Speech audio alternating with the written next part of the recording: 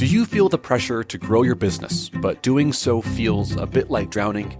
Welcome to Slow Growth Business, the show for business owners and leaders to quiet the noise and lead your business to success, one day at a time, slow and steady. If you feel your business is running you and you're ready to run it, you've come to the right place. Now, here are your hosts, business coaches Jimmy DeGroat and me, Kyle Bullock. Hello, everybody. It's Jimmy and Kyle. Welcome to the podcast. Welcome. I say it like that because it's raining here in Wisconsin, and it's one of these days. It's just like, I feel like just grabbing this cup of coffee here and lighting the fire back there. Welcome to the Slow Growth Business Podcast. A listener wrote in and asked, hey, Jimmy and Kyle, you touched on a previous podcast about commission or not. Kyle and I both come from the jewelry world, but there are a lot of businesses out there that they're very strict. They're very myopically focused on this is the way we pay, period. Some pay all commission, some pay no commission, and some pay a mixture of commission. I am coming over to your side, Kyle. So I want to hear your thoughts on, as we say in Wisconsin, commission or no? We're talking to retailers, people who are inherently in sales in some way, shape, or form. Everyone's in sales, really, but commission is this thing that's been around for so long, and it makes so much sense for retailers to have a commission structure for their salespeople. And here's a consultant who's broadcasting out on the airwaves that I am not a fan of commission. I don't like commission. In fact, here's a hot take, Jimmy. I come at this from a psychological perspective. That's my training, is social psychology and leadership. Yep. And I will say, hot take, this is not one of those, they both have their merits. No, the science says commission doesn't work. So it doesn't work.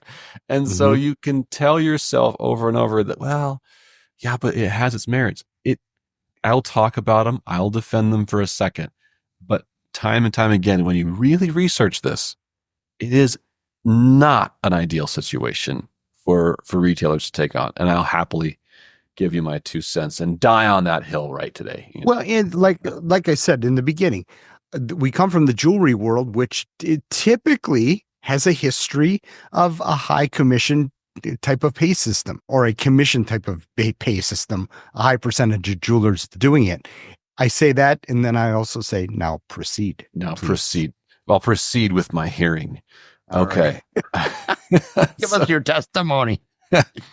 Let me defend commission for a second. I sat here before our recording and I reflected long and hard on what I think are the good things about commission. Okay. Because a lot of retailers, especially if you are a startup company and you think, okay, now I need to hire a salesperson.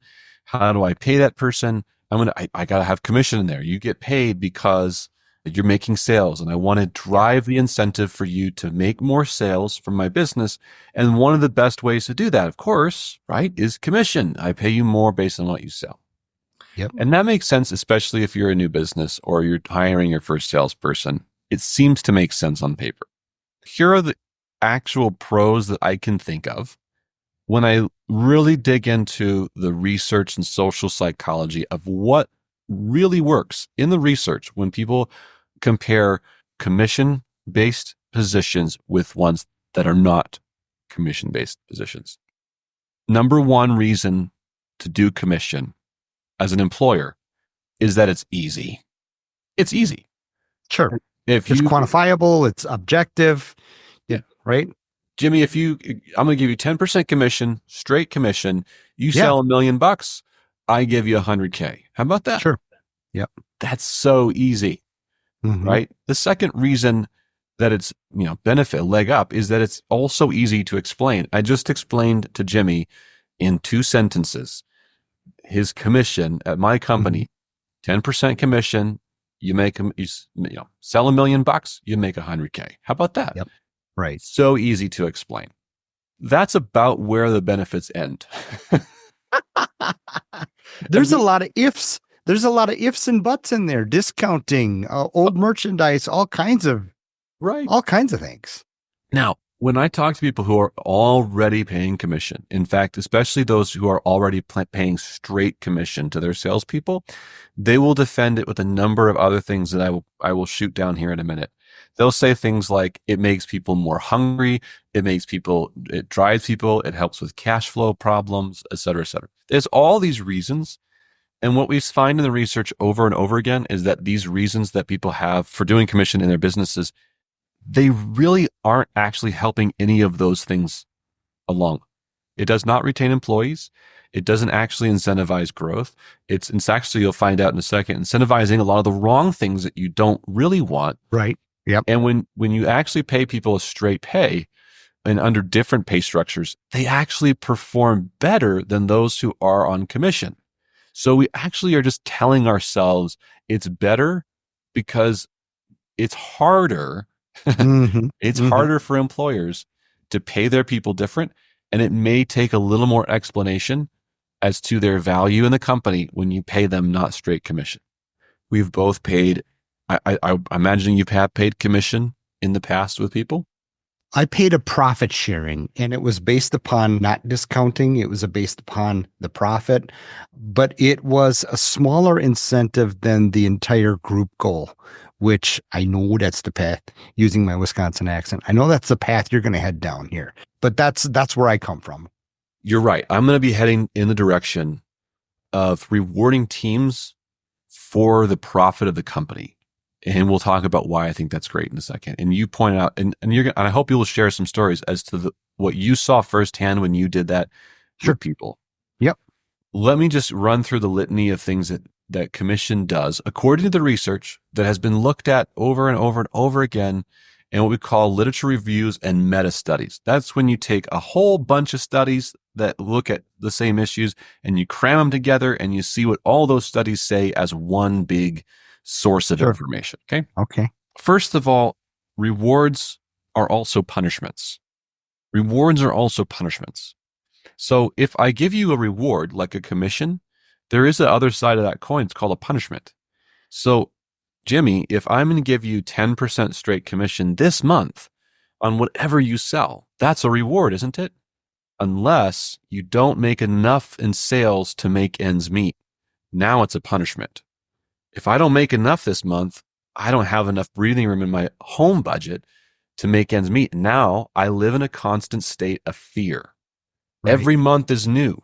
And until I hit my goal, I'm scared to death. And when I hit my goal, I don't feel rewarded. I just feel like I survived. Rewards are also punishment. And when we dole out rewards as employers, we need to remember that truth, that there is another side of that coin. If you don't hit the reward, it can have an adverse effect on the employees or on the people you're trying to inspire. Also, that commission specifically rewards temporary, not long-term solutions. All it's doing is it's saying this month, here and now. I need you to, today I need you to make a sale. This month I need you to make a sale. It doesn't back up and say, look at the whole picture.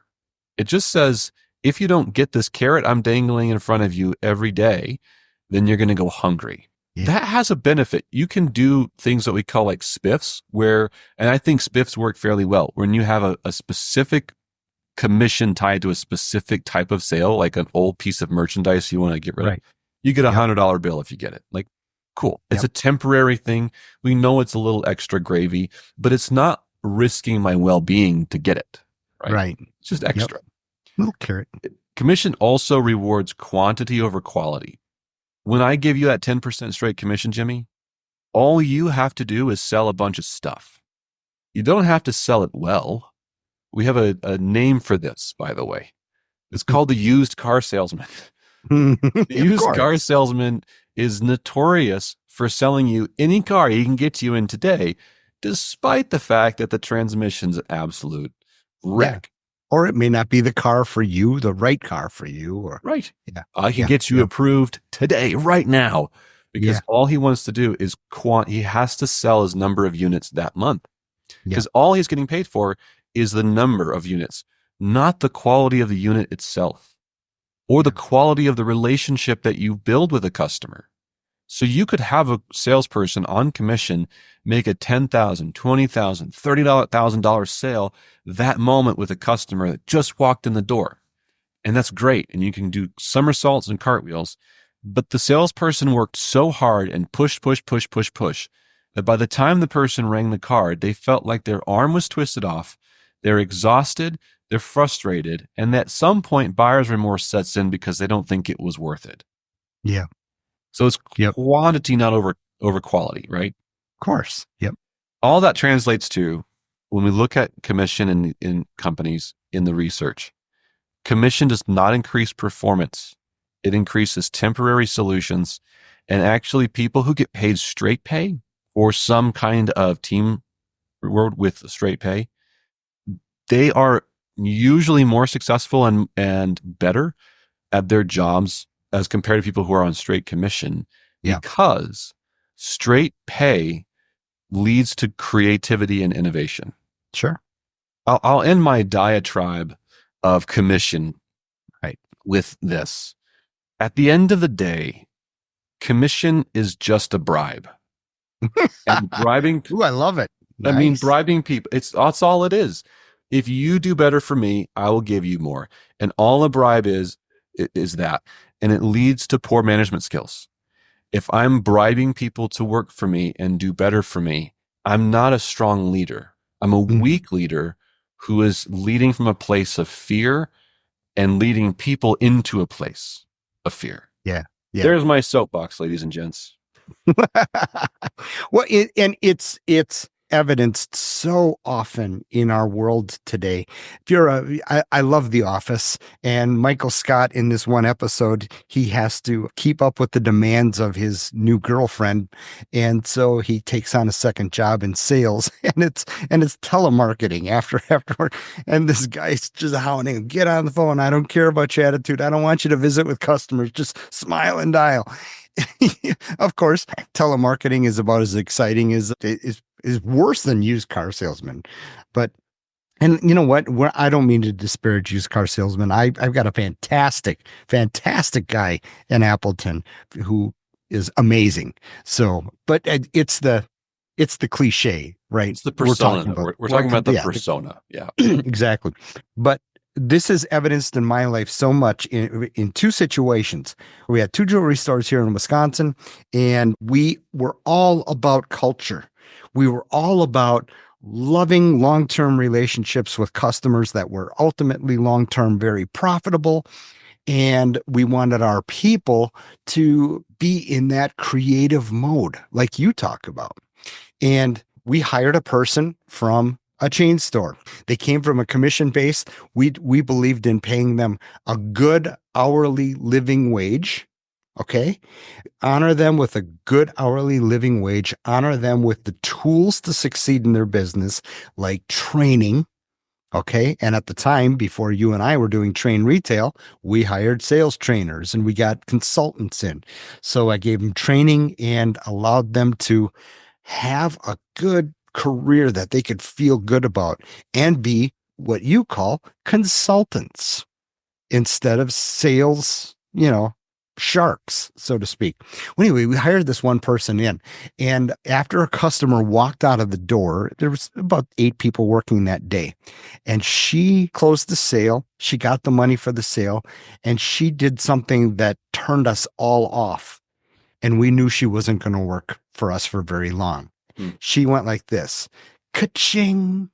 Okay. Oh no. This is not a video podcast, but I kind of made a fist and I pulled down with my arm, ka-ching, got nailed it.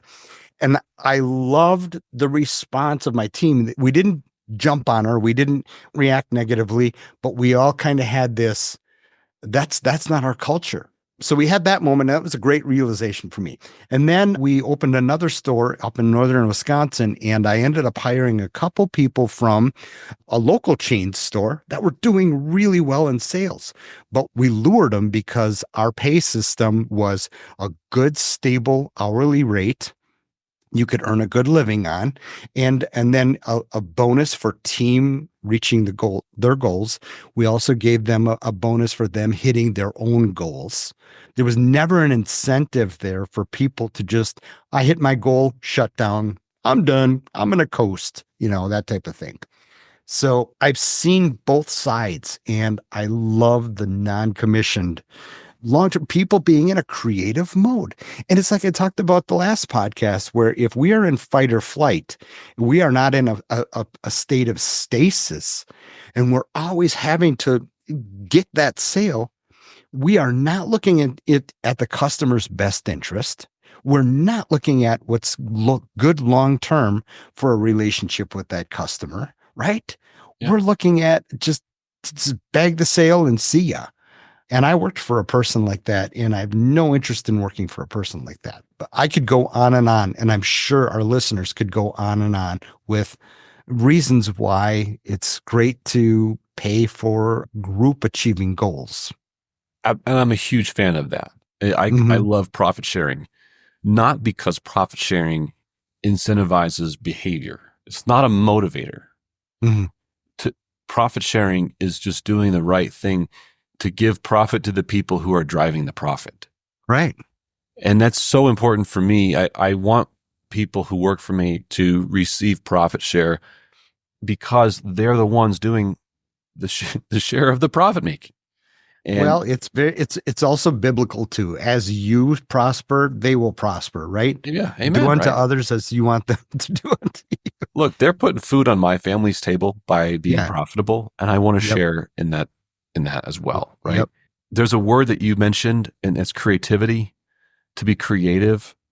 This is a concept that actually I got on this kick of anti-commission way back when Dan Pink, if you don't know the guy, you should look him up. He's a great author on this stuff. Dan Pink did a video on this, I think a TED Talk forever ago. And in one of it, there was some research about how people who get paid straight pay in sales positions perform better.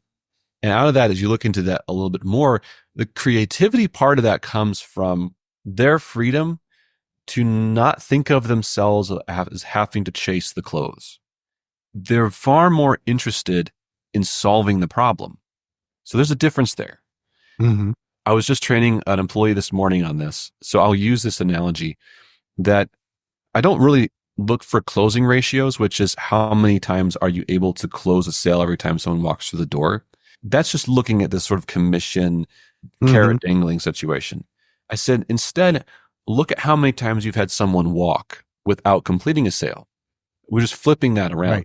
Right. By doing that, you're going to start to diagnose, did I miss something? And if I did, what was it? Right. That, did I not have the right product? Did I not show them the right services? Oh, did I miss that I had that thing on the shelf and I should have gone to it? Right. Okay, what you're doing in that is you're thinking about solving the problem, not trying to land a sale. Right. And if you don't have the carrot of commission dangling out in front of you, you're not afraid of making those kinds of creative choices. I have seen salespeople get up from their desk and go have lunch with someone for an hour and a half who didn't make a purchase that day, but ends up becoming a major client with them for years to come. Sure. And they just took the moment to go take care of that thing. Yeah. I have seen salespeople who will, take time off, or they'll take company time, and I'm happy to go to an event where this person is at and just be in their presence and not sell them a thing. Yep. I have seen them go above and beyond to deliver items to people way out of their way that didn't make profitable sense, but it made impact, right? Yeah. Yep. That is creativity. And as a small business, that's what sets you apart from the big box stores. Oh, absolutely. You bet. There's a friend of mine down in Louisiana. His name is Jeff High. He and his wife has an amazing jewelry store down there. Anyway, I was talking with him a couple of years ago when I was down there speaking, and he said, I believe that the person that should be rewarded, my talk was on clienteling, which is outreaching to customers and things like that. And he said, in today's world, the salespeople of today, meaning the younger salespeople of today, they're more interested in the culture and the why behind what they do, much more so than the direct pay, so to speak, because they know that when they get the why down, and I think this is very, very mature thinking. This is amazing thinking. When they get the why down, the pay is going to just follow. Yeah. And that's what I train here, and you train on this train retail sales platform, is that once we get relations down, like what you're talking about there, go invest in relationship with customers, the sales will come.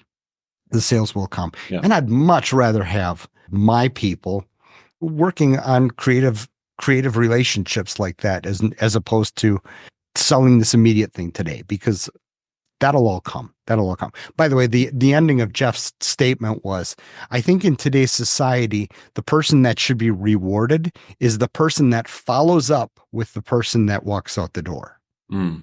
That's the person that should be rewarded, as opposed to necessarily the person who closes the sale today.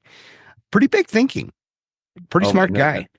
I love that, because that's another podcast for another day where we can talk about how the service side of the business is as important, if not actually more so, than sales. Sure. But we got to wrap this up with commission. We do, because I could sit here and talk about it forever, and people don't want that. Yeah. They want solutions. And so here's my 2 cents. If you're out there, if you're listening, give us a solution. Look, if you're not paying commission and you listen to this and you're like, I agree with these guys, more power to you. Keep on to the course.